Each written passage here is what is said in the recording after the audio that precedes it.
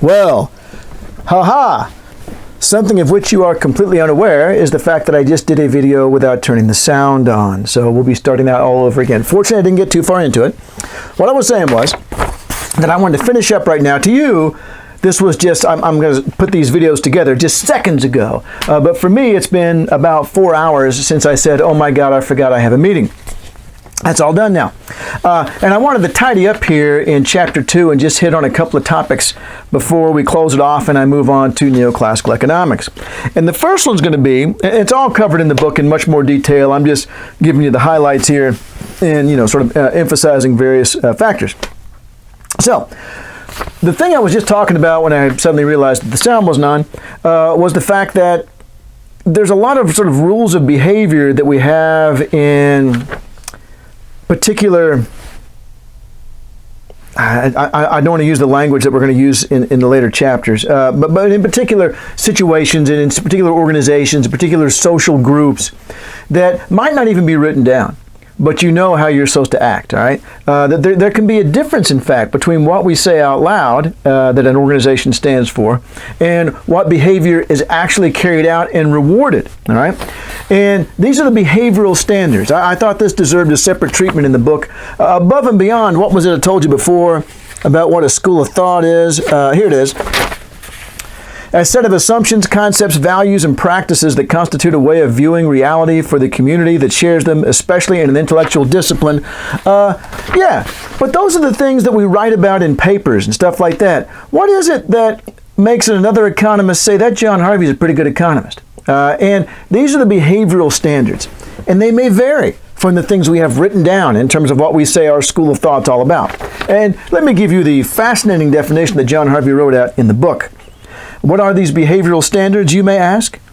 They are the core values, practices, and beliefs which each member must follow to remain in good standing. These are violated at the risk of loss of status or expulsion. That'd be awful, wouldn't it? By contrast, conspicuous adherence may lead to increased prestige or promotion and success in promoting particular models and theories, especially in terms of what is and is not accepted for publication. There's a little discussion of this in the book. Oh, sometimes there's fads in economic research. For example, I do exchange rate research, and back in the 80s, it was a really big deal to use some of these new data that were coming out that had exchange rate forecasts built in. They had surveyed various currency dealers and asked them, where do you think the Deutschmark, which still existed back then, where do you think it's going to go in a week and in a month? And it was very popular at that time to use those data to carry out, statistical tests. Even when the tests failed, it was still a very popular area of research. And so, that sort of thing we're talking about here. That there's fads, there's things. Oh, I'll tell you another one. A guy that won the Nobel Prize not too long ago, Paul Romer, had written a paper attacking his own school of thought, which is neoclassicism, attacking their macroeconomic theory. He got laid into by people. I was on a panel with him right before he won the Nobel Prize. I'm sure I was the one that put him over the top. But he said he got laid into by people who were like, how dare you say such terrible things about our founders in these, because he was criticizing earlier economists who'd laid out this, famous economists that laid out this thought and this thought and this thought. They weren't upset that he might be wrong. That Romer might be wrong, but that how dare you criticize these famous people? That's a behavioral standard. He backed off on some of it because he received so much heat. That's a behavioral standard. That didn't show up back here in what's a paradigm or a school of thought. That's showing up here in behavioral standards. This stuff that's not written down, but we all know what to do and what not to do. And if you break these rules, of course, he ended up getting a Nobel Prize, so he was dodged a bullet. But nevertheless, the next thing I want to mention to you was the fact that in economics we tend to teach it as if it is objective, and it's not. And that worries a lot of people, that we try to say that economics is completely objective. I'm sorry, I'm reading my question here at the same time. And completely objective. And what, oh my God, I can't. Oh, positive economics instead of normative economics. And There's no such thing. The very choice of what you're going to study is a value judgment. All right. So, for example, did you know that if you show me a paper on the long run decline of the rates of profit of firms, that sounds just like some sort of statistical study, doesn't it? The long run rates of profit of firms in a macro economy, whether or not they rise or decline, that just sounds like somebody's interested in profits. No, that's a Marxist paper. Because Marx argued that over time profits would decline, which would be part of the collapse of capitalism. So there's a reason why they picked that, all right? That they were already coming from a particular perspective. The very choice of what to study betrays a value judgment, which is okay. This should be about values. We should be trying to figure out how we're going to help people, how we're going to fix the economy. I mean, that's got to be the core or the catalyst. The thing. That's what I'm after. The thing that drives us as economists. So, what is the concern of those who are not as enthusiastic regarding the manner in which we teach undergraduate economics? Their concern is that portraying our discipline as completely objective and free of controversy. Remember, I told you a minute ago there was that John Siegfried guy that said, oh, don't tell students there's any controversy, they'll get depressed and quit economics. Portraying our discipline as completely objective and free of controversy is not only false, but it leaves students at the stage of dualism, where all questions are viewed in black and white and with decidedly right and wrong answers. That's very common for the incoming freshman. It absolutely described me coming into college. I assumed that college was going to be kind of just like high school, except I was going to get more knowledge. I was going to increase the quantity of knowledge I got. And those clever people at the front of the classroom were going to tell me what was true and not true. And I was going to walk out a more educated person because these experts at the front of the room know what they're talking about. It's not that simple. As you get into your college degree, you realize, wow, some of these people, they're still struggling with it themselves. And that's right, we are. I told you earlier about Dr. Quinn's professor in biology who said, 90% of what I'm teaching is wrong. I just don't know which 90% yet. We won't know that, for X number of years. I had an experience when I was also a political science major in addition to Econ. And I was taking political thought, and I can't remember who we started with, but let's say it was Jeremy Bentham. And they described Jeremy Bentham's view of the world, and I thought, wow, that's really clever. I guess I'm a Benthamite. And then we covered the next person who rejected Bentham. And I was like, oh yeah, Bentham was an idiot. What the hell was wrong with me? I'm a follower of this new person. And then the next person would reject that person and so on. And finally, it hit me. Wait a minute, John, you're a sophomore political science major. The idea that you're going to sift through this and figure out who's right and who's wrong is ridiculous. It's more complicated than that. Just sit back and listen for a while and see what they all have to say.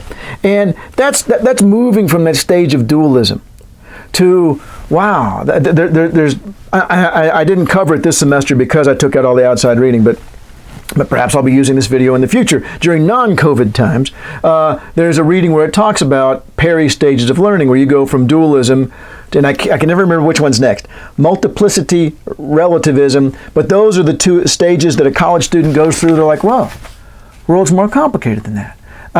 And at first they're like, I guess everyone has a valid point. And then they're like, no, not everyone. Some of these things make more sense in this context than this one, and so on. And then finally, hopefully, you move on to what they call commitment. Or you say, you know what, it's just a complicated world out there. But I've got to take something. I've got to take some viewpoint. I mean, I cannot write a paper on the effect of the minimum wage law from the neoclassical Marxist, Austrian, post-Keynesian, institutionalist, new institutionalist, feminist, ecological point of view. I can't do all those because they have mutually exclusive propositions, right? So I got to pick one. I got to pick one or some combination of a couple and say, for this paper, I'm going to write it from this perspective because I think it makes the most sense. But to then have the scholarly humility to say, but I could be wrong. So that's what you find out in college, that the quality of what you're learning changes. It's not just the quantity. You're not learning more stuff. You're also hopefully getting to a more sophisticated stage as a scholar where you're realizing that, oh my God, we're struggling with some of the same questions Adam Smith did in the 18th century, and we still haven't figured them out. But we still got to keep working on it Because if we're going to get to this end point, this goal that we want, then we have to try. It's just saying the same thing as if you're a natural scientist. Did you know that they aren't really sure? Ooh, have I got one around here? I know I do. Pardon me. Here we go.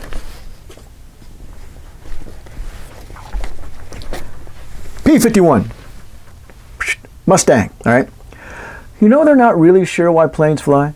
They're not. The theory is that as the air goes over top of the wing, because the wing is curved, you can't quite tell here, but the wing is curved on top, the air has to rush faster over the top than it does into the bottom.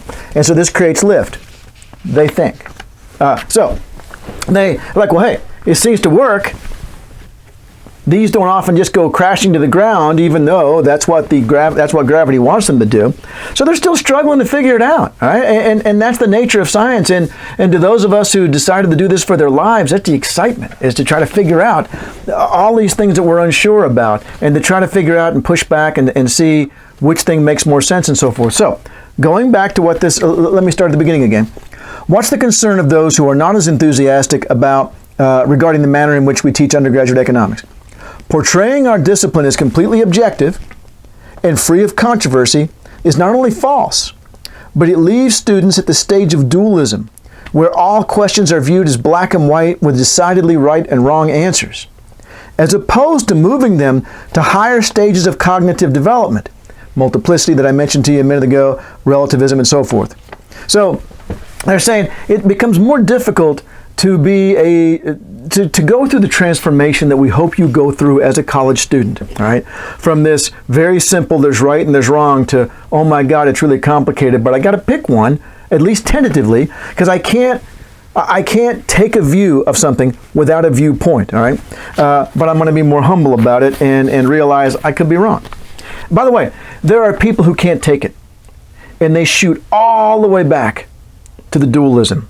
And you're going to think I'm making a joke here, but I'm not. Those are the kind of people that fly airplanes into skyscrapers, because they're like, oh no, there's right and there's wrong, and I'm right and I must defeat this wrong. All right, that the idea that there are deeper cultural meanings to Christianity, Islam, and so forth, in Western society. No, my society's right and your society's wrong.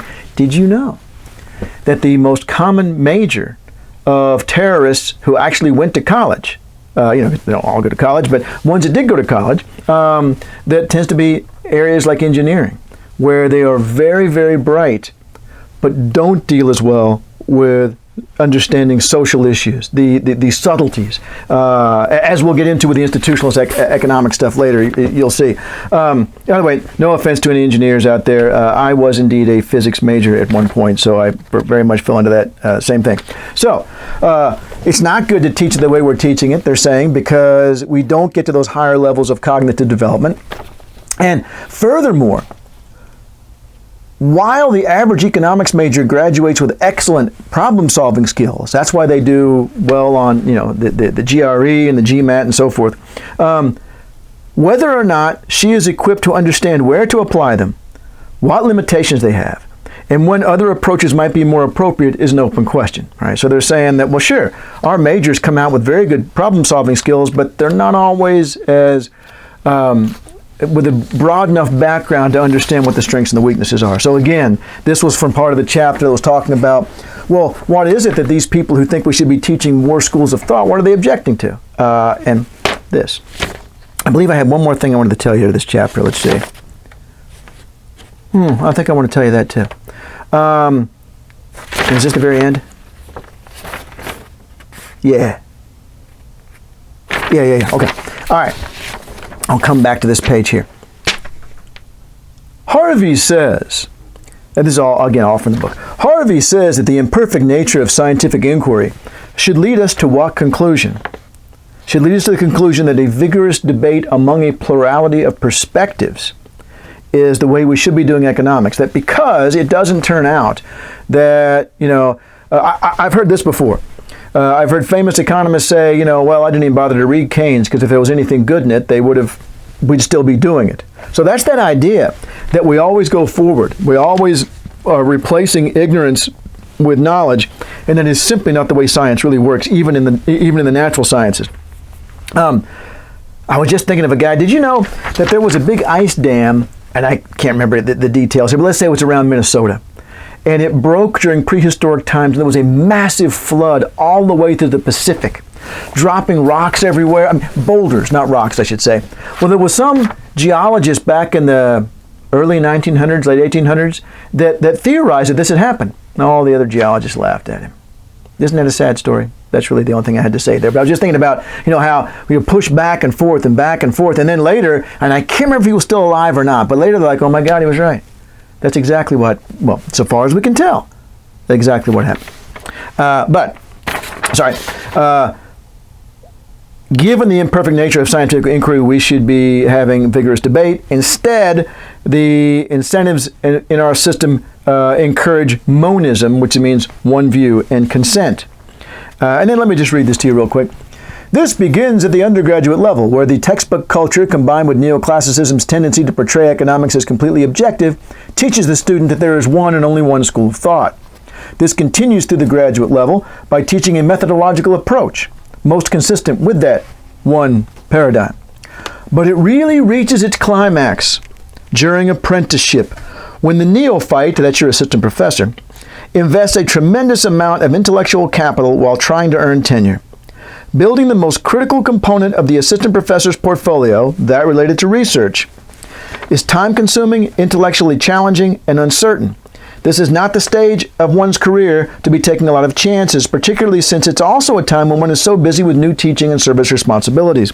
Strict adherence to primary and secondary standards is the rule for those who wish to survive.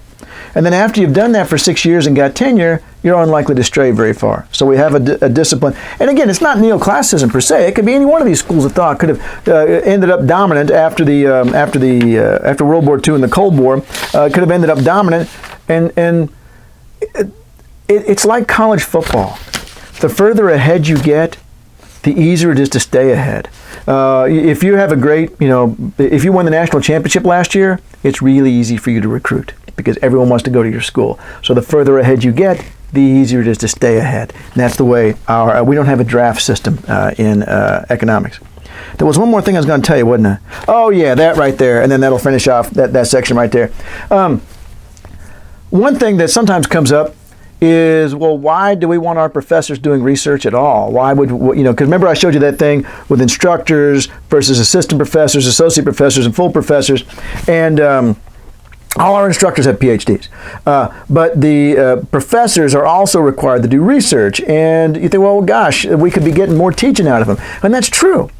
But wouldn't you like to take a class from Dr. Quinn on financial history, when he's the one who went and translated Dutch documents to figure out how their banking system worked in the 18th century, when he's the one that the Bank of England asked to come over and explain their own banking system to them? Wouldn't you like to take Dr. Elliott's class, where she has gone to Haiti and helped with development efforts? And on down the line, Dr. Sawyer is a well-known researcher in international trade. And, I'm trying to think of other people off the top of my head. Anyway, that I've been here for a long time, 34 years now, and I'm actually struggling to remember who's in my department and who has already retired. And as Abraham Simpson once said to Homer Simpson, and one day it will happen to you. So anyway, point being that the reason you're paying the extra money at TCU is because you're not just getting somebody who assigned the textbook, you're getting somebody who created the research that was included in the textbook. And that's kind of a big deal. I'll see you on the next video.